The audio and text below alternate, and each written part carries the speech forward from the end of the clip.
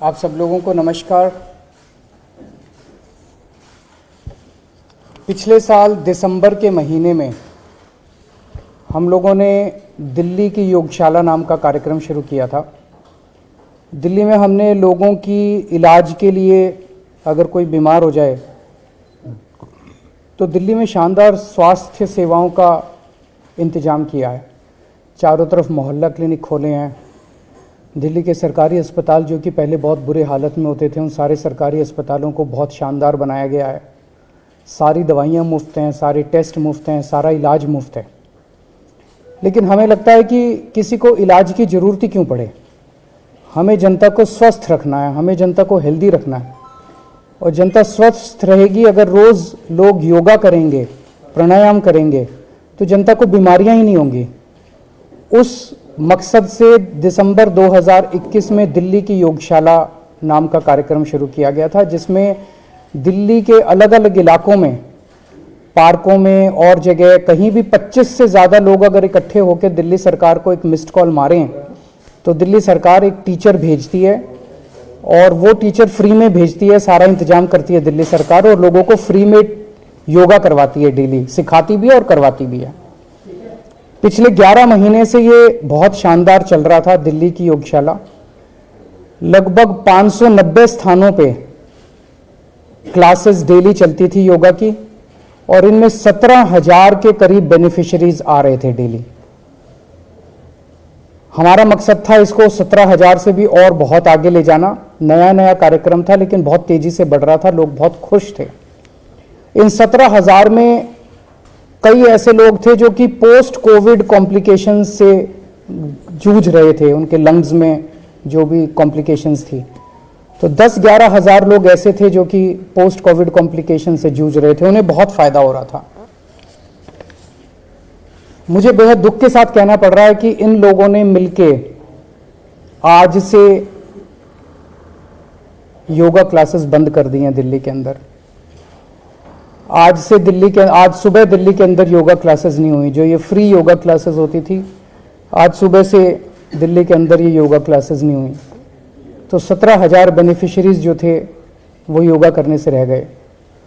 जो लोग बीमार थे, अस्थमा से बीमार थे, पोस्ट कोविड कॉम्प्लिकेशन से बीमार थे, वो आज योगा करने से रह गए।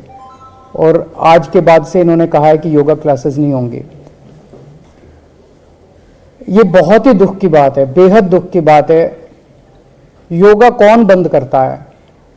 पहली बार सुना होगा कि इतना अच्छा, लोगों की सेहत के लिए इतना अच्छा कार्यक्रम था और उसे सत्ता के नशे में, अहंकार के नशे में इन लोगों ने केवल पेटी पॉलिटिक्स के चलते इन्होंने इसको बंद कर दिया। जब से ये खबर, पिछले कुछ दिनों से समाचार ये चल रहा है कि योगा क्लासेस बंद होने वाली है, योगा क्लासेस बंद होने वाली है, लोगों में बहुत गुस्सा है इसको लेके, बहुत ज़्यादा। और आज जब अखबारों में छपा कि ये योगा क्लासेस बंद होने वाली हैं, मेरे पास कई टीचर्स के फ़ोन आए जो टीचर्स ये क्लासेस लेते हैं। उन टीचर्स ने कहा कि सर क्लासेस बंद नहीं होनी चाहिए, हम क्लासेस करेंगे, हम पेमेंट नहीं लेंगे, हम बिना पेमेंट के क्लासेस करेंगे। मेरे पास देश भर से कई लोगों के फ़ोन आए कि सर हम डोनेशन देंगे, हम क्लासेस, जो टीचर्स हैं उनकी तनख्वाह हम देंगे, पर आप क्लासेस मत रोकिएगा, योगा क्लासेस मत रोकिएगा। जिस किस्म से, जिस तरह से लोगों का समर्थन मिल रहा है इस पूरे योगा के प्रोग्राम को, मैं उसके लिए काफ़ी मैं सबका शुक्रिया अदा करता हूं। तो मैं आज ये ऐलान करना चाहता हूं कि योगा क्लासेस बंद नहीं होंगी, योगा बंद नहीं होगा। ये लोग अपने सत्ता के अहंकार में कानून का दुरुपयोग करके, अफसरों को डरा धमका के, एडमिनिस्ट्रेशन का गलत दुरुपयोग करके ये चाहे सरकार का समर्थन वापस ले लें, लेकिन दिल्ली के 2 करोड़ लोग मिलके इन योगा क्लासेस को करवाएंगे। ये योगा क्लासेस जारी रहेंगी। मेरी सभी टीचर्स से अपील है कि आप योगा क्लासेस में कल से जाइए, आप योगा क्लासेस लीजिए। मुझे अगर घर घर जाके भीख भी मांगनी पड़ेगी कटोरा लेके, मैं खुद जाके भीख मांगूंगा लोगों से और आपकी पेमेंट करूंगा। जो भी आपके चार्जेस हैं वो मैं चार्जेस दूंगा और योगा क्लासेस होंगी। योगा क्लासेस को रोका नहीं जाएगा। हमारा मकसद है 17,000 नहीं, 17,000 तो बिगिनिंग है, 17 लाख लोगों को और अंत पंत में 2 करोड़ दिल्ली के लोगों को योगा सिखाएंगे हम। और हम देखते हैं कि कैसे रोकते हैं ये लोग अपनी सत्ता का दुरुपयोग करके रोकेंगे तो दिल्ली की जनता जो है वो इसका जवाब देगी। और अभी तो दिल्ली में शुरू हुई है। मेरी भगवंत मान साहब से जो पंजाब के मुख्यमंत्री हैं उनसे भी बात हुई है। पंजाब के अंदर भी हम पंजाब के 3 करोड़ लोगों को योगा सिखाएंगे। गुजरात में हमारी सरकार बनेगी, गुजरात में भी हम लोगों को फ्री में योगा सिखाएंगे, सब लोगों को योगा सिखाएंगे। और मुझे पूरा यकीन है एक दिन ऐसा आएगा जब देश के 130 करोड़ लोगों को हम लोग फ्री में योगा सिखाएंगे। इनके पास सत्ता है और सत्ता का अहंकार है, उस सत्ता का दुरुपयोग कर रहे हैं। हमारे पास दिल्ली के 2 करोड़ लोग हैं और उन 2 करोड़ लोगों का साथ है। कहते हैं ना कि मारने वाले से बचाने वाला ज्यादा ताकतवर होता है, ज्यादा अच्छा होता है।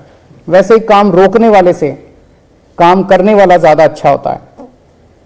ये लोग सोचते हैं कि ये इतने पावरफुल हो गए हैं, इतने पावरफुल हो गए हैं कि इस देश को रोक सकते हैं, लेकिन अब देश रुकेगा नहीं। लोगों ने ठान लिया कि अब देश रुकेगा नहीं। पिछले कई महीनों से हम लोग देख रहे हैं कि दिल्ली के हर अच्छे काम को रोकने की कोशिश की जा रही है। इन्होंने दिल्ली की दिवाली को नहीं होने दी। हर साल हम दिल्ली की दिवाली मनाया करते थे, इस बार इन्होंने अफसरों से पे प्रेशर डाल के उल्टा सीधा लिखवा के दिल्ली की दिवाली नहीं होने दी। इन्होंने रेड लाइट ऑन गाड़ी ऑफ, इतना अच्छा प्रोग्राम था, पिछले 3-4 साल से चल रहा था, हर साल पोल्यूशन के टाइम पे हम करते थे, वो प्रोग्राम इन्होंने रोक दिया। अब सुनने में आ रहा है कि ये मोहल्ला क्लिनिक और स्कूल इनके अगले टारगेट हैं। मोहल्ला क्लिनिक की चर्चा पूरी दुनिया में होती है। अब मुझे पता चला है कि ये दवाइयों के, जो मोहल्ला क्लिनिक में फ्री दवाइयां देते हैं, उनके टेंडर रोकने वाले हैं। मुझे पता चला है कि जो मोहल्ला क्लिनिक में फ्री टेस्ट करते हैं हम लोग, उनके टेंडर रोकने वाले हैं। मुझे पता चला अस्पतालों में जो कच्चे कर्मचारी हैं उनको तंग करने वाले हैं। स्कूलों के अंदर गेस्ट टीचर्स को तंग करेंगे, उनको निकालने की कोशिश करेंगे, कच्चे कर्मचारियों को तंग करेंगे ताकि स्कूलों में बाधा पहुंचे, स्कूलों में पढ़ाई में अड़चन आए बच्चों के, ताकि मोहल्ला क्लिनिक में बाधा पहुंचे, मोहल्ला क्लिनिक में अड़चन आए, अस्पतालों में अड़चन आए। ये हर चीज रोकना चाहते हैं। पर मैं दिल्ली के लोगों को यकीन दिलाना चाहता हूं, विश्वास दिलाना चाहता हूं कि आप बिल्कुल चिंता मत करना। मैं आपके साथ खड़ा हूं, मैं आपकी ढाल बन के खड़ा हूं। जितना बीजेपी और एलजी साहब मिलके दिल्ली के कामों में अड़चन अड़ाएंगे, मैं एक भी काम को रुकने नहीं दूंगा। आपका बेटा आपके साथ खड़ा है, आपका भाई आपके साथ खड़ा है, एक भी काम मैं रुकने नहीं दूंगा। उसके लिए मुझे जो भी करना पड़े, जैसे इन्होंने योगा क्लासेस रोकी, लेकिन योगा क्लासेस को रुकने नहीं देंगे। ये मोहल्ला क्लिनिक को रोकने की कोशिश करेंगे, मोहल्ला क्लिनिक हम रुकने नहीं देंगे। ये स्कूलों में अड़चन अड़ाने की कोशिश करेंगे, हम स्कूलों को रुकने नहीं देंगे। ये लोग अस्पतालों को रोकने की कोशिश करेंगे, हम अस्पतालों को रुकने नहीं देंगे। दिल्ली का कोई काम नहीं रुकने देंगे। एलजी साहब और बीजेपी जितने तीर चलाएंगे दिल्ली के लोगों के ऊपर, मैं दिल्ली के लोगों के सामने खड़ा होकर उन सारे तीरों को झेलूंगा और जनता को किसी तरह की तकलीफ नहीं होने दूंगा। सर, उनकी तरफ से कहा जा रहा है कि फाइल नहीं, ये फाइल मैं लेके आया हूँ। वो मैं कल से देख रहा था, एलजी साहब कह रहे हैं कि फाइल नहीं पहुंची। ये 26 अक्टूबर को मनीष सिसोदिया के सिग्नेचर हैं, या तो 26 को ही पहुंच गई होगी या 27 को पहुंच गई होगी। जो हम देख रहे हैं, रस्साकशी चल रही है, जो वर्ड्स इस्तेमाल किए जा रहे हैं, उन्होंने जो पहला आपको खत लिखा जिसको कर्तव्य पत्र कह रहे हैं, उसके अंदर आपके लिए एड्रेस किया निर्लजता वर्ड का। कई बार कह रहे हैं आप झूठ बोलते हैं, आप कहते हैं कि भाजपा की सरकार है। मैं देख रहा हूं कि एलजी साहब की तरफ से जो शब्द आ रहे हैं, बहुत गाली गलौज लिखते हैं, उससे मेरे को किसी तरह की तकलीफ नहीं है। केजरीवाल इंपॉर्टेंट नहीं है, केजरीवाल बहुत छोटी चीज है। केजरीवाल को वो जो मर्जी बोलें, जो मर्जी गालियां दें, मुझे कोई फर्क नहीं पड़ता। मेरा एक ही मकसद है जिंदगी में कि मैं दिल्ली की जनता की सेवा करना चाहता हूं। ऊपर वाले ने पता नहीं, मैंने कुछ पुण्य कमाए होंगे जो ऊपर वाले ने मेरे को इतनी बड़ी जिम्मेदारी दी है और दिल्ली की जनता की सेवा करने का सौभाग्य दिया है। लेकिन मुझे तकलीफ ये होती है कि जब वो लिखते हैं, मुझे गालियां देते हैं, वो केजरीवाल को गालियां नहीं देते, वो दिल्ली के चीफ मिनिस्टर को गाली देते हैं। और दिल्ली का चीफ मिनिस्टर दिल्ली के 2 करोड़ लोगों का रिप्रेजेंटेटिव है। दिल्ली के चीफ मिनिस्टर को गाली देके वो दिल्ली के 2 करोड़ लोगों का अपमान कर रहे हैं, उनके वोट का अपमान कर रहे हैं, दिल्ली के लोगों के भरोसे का अपमान कर रहे हैं, दिल्ली के लोगों का अपमान कर रहे हैं। ये ठीक नहीं है। दिल्ली के लोगों का अपमान नहीं होना चाहिए और गाली गलौज की राजनीति से क्या निकलता है? सर, आप और आपकी पार्टी कह रहे हैं कि एमसीडी जो है, जो बीजेपी शासन वाली एमसीडी है, दिल्ली में 16 और कूड़ा घर बनाने की वजह तैयारी चल रही है। एलजी साहब कह रहे हैं कि ऐसी कोई तैयारी नहीं है। उन्होंने कहा है कि जो लोग मिसलीड कर रहे हैं, झूठ फैला रहे हैं, इनके खिलाफ एमसीडी को निर्देश दिया है कि कानूनी कार्रवाई वो लोग करें। अभी चुनाव के पहले वो और क्या कर सकते हैं? इनकी सारी प्लानिंग थी, इनकी सारी प्लानिंग है, लेकिन अब चुनाव के पहले, जस्ट पहले अपना एक तरह से फेस बचाने के लिए ये इस तरह की अफवाहें फैला रहे हैं। जो 3 कूड़ा घर हैं बड़े बड़े, वो अब डिस्टेबलाइज हो चुके हैं, उनके ऊपर और कूड़ा डालना खतरनाक हो चुका है। तो अब ये जगह जगह जमीन ढूंढ रहे हैं। आपको एक कागज में दे दूंगा, उस कागज के अंदर 3-4 जमीनों के नाम भी लिखे हुए हैं कि इन जमीनों के टुकड़े जो हैं वो आइडेंटिफाई किए गए हैं फ्यूचर लैंडफिल साइट्स के लिए। तो उस तरह से ये ढूंढ रहे हैं पूरी दिल्ली के अंदर। मैंने जो ये जो कहा गया 16, हो सकता है 16 से भी ज्यादा हो।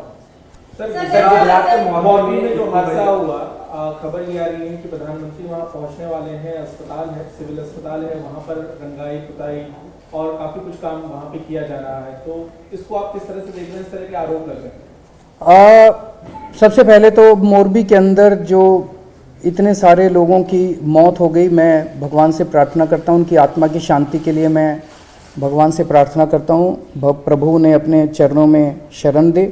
जो लोग अस्वस्थ हैं, जो घायल हैं, भगवान उनको जल्दी से ठीक करे ताकि वो अपने अपने घरों में जा सकें।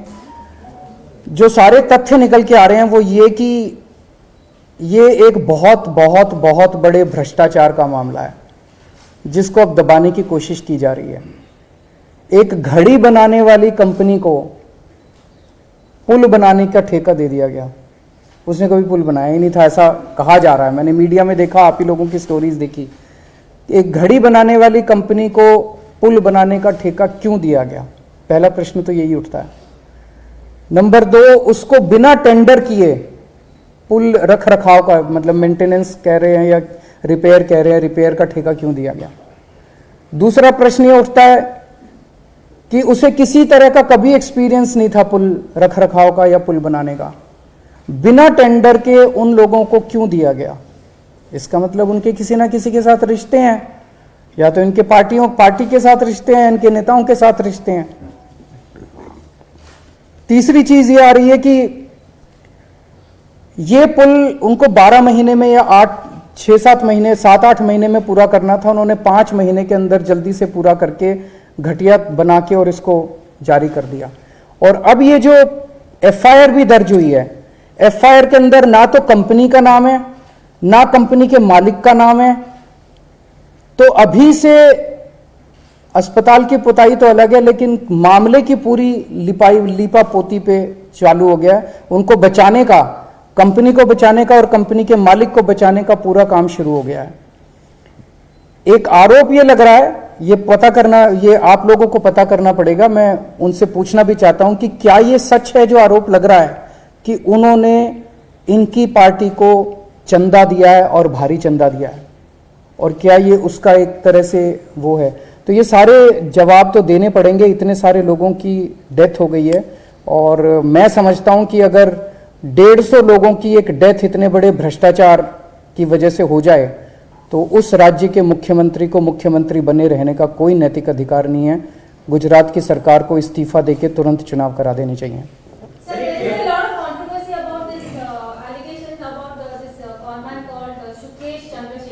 कौन है वो?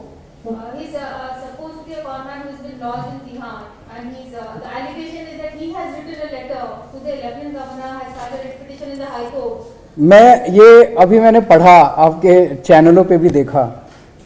पंजाब चुनाव के पहले ये लोग कुमार विश्वास को लेके आए थे। भारतीय जनता पार्टी ने जब देखा था कि पंजाब चुनाव वो हार रहे हैं तो कुमार विश्वास के कंधे पे बंदूक रख के चलाई। अब गुजरात के अंदर भारतीय जनता पार्टी की इतनी बुरी हालत हो चुकी है, इतनी बुरी हालत हो चुकी है कि उनको सुकेश चंद्रशेखर के कंधों के सहारे की जरूरत पड़ रही है। प्रधानमंत्री श्री नरेंद्र मोदी जी को, मतलब वो तो कहते हैं कि बहुत पॉपुलर हैं, तो अगर बहुत पॉपुलर है तो उन्हें तिहाड़ में लॉज्ड एक कॉनमैन, आप ही कह रहे हैं कॉनमैन है। मैंने सुना वो एक बार उसने किसी मुख्यमंत्री के बेटे को बन के पैसे लूटे, एक बार उसने कोई सीबीआई ऑफिसर बन के पैसे लूटे, एक बार उसने लॉ सेक्रेटरी बन के पैसे लूटे, एक बार उसने सीबीआई ऑफिसर, पीएमओ का ऑफिसर बन के पैसे लूटे। तो वो जो कह रहा है वो उससे कुछ लिखवा के और मतलब उसके ऊपर उसके सहारे इनको अपना गुजरात चुनाव लड़ने की जरूरत पड़ रही है, नंबर 1। नंबर 2, परसों मोरबी हादसा होता है, कल 24 घंटे सारे टीवी चैनल्स मोरबी का मुद्दा उठाते हैं और आज अचानक टीवी चैनल से मोरबी गायब हो गया और सुकेश चंद्रशेखर के आरोप जो हैं वो आ जाते हैं। तो लगता नहीं कि मोरबी से ध्यान भटकाने के लिए ये एक कंप्लीटली फिक्टिशियस, कंप्लीटली फर्जी स्टोरी एक प्लांट की गई है और सारे चैनल अब बस सुकेश चंद्रशेखर और सत्येंद्र जैन की बात कर रहे हैं। तो ये मतलब इससे ज्यादा ब्लेटेंट और क्या हो सकता है कि मोरबी के मुद्दे को दबा के उसको डाइवर्ट करने के लिए, और सक्सेसफुली डाइवर्ट कर दिया उन्होंने। सारे चैनल इस टाइम इस सुकेश चंद्रशेखर की बात कर रहे हैं, जबकि 150 लोग जिनकी मौत हो चुकी है उसका सब भूल चुके हैं। और तीसरी चीज, इन्होंने कहा कि मनीष सिसोदिया ने शराब घोटाला किया। 2 महीने तो हो गए, 800 अफसर लगे हुए हैं, एक कुछ नहीं मिला इनको। इन्होंने कहा बसों में पैसे खा गए हम, उसमें कुछ नहीं मिला। इन्होंने कहा सड़कों में घोटाला हो गया, इन्होंने पता नहीं कितने आरोप लगाए, अभी तक तो किसी आरोप में कुछ नहीं निकला। तो सारे आरोप इनके मनगढ़ंत हैं, सारे आरोप फर्जी हैं इन लोगों के। सर, गुजरात में नागरिकता देने की बात आज कांग्रेस ने कही है उन लोगों को जो पाकिस्तान और अफगानिस्तान के शरणार्थी। ये सारी चीजें गुजरात चुनाव के पहले हो रही हैं। कभी यूनिफॉर्म सिविल कोड की बात करते हैं, कभी अच्छी बात है देनी चाहिए, उसमें हम उसका विरोध नहीं करते, पर ये अचानक 27 साल के बाद इस 2022 के गुजरात चुनाव के पहले क्यों याद आ रहा है? क्योंकि अभी तक इनको गुजरात में कुछ करने की जरूरत ही नहीं पड़ती थी। बीजेपी और कांग्रेस के अंदर ऐसी अच्छी सेटिंग थी कि दोनों को चुनाव तो लड़ते ही नहीं थे, दोनों सेटिंग करके। इस बार इन लोगों को चुनाव के पहले संघर्ष करना पड़ रहा है क्योंकि आम आदमी पार्टी वहां आ गई है। Thank you.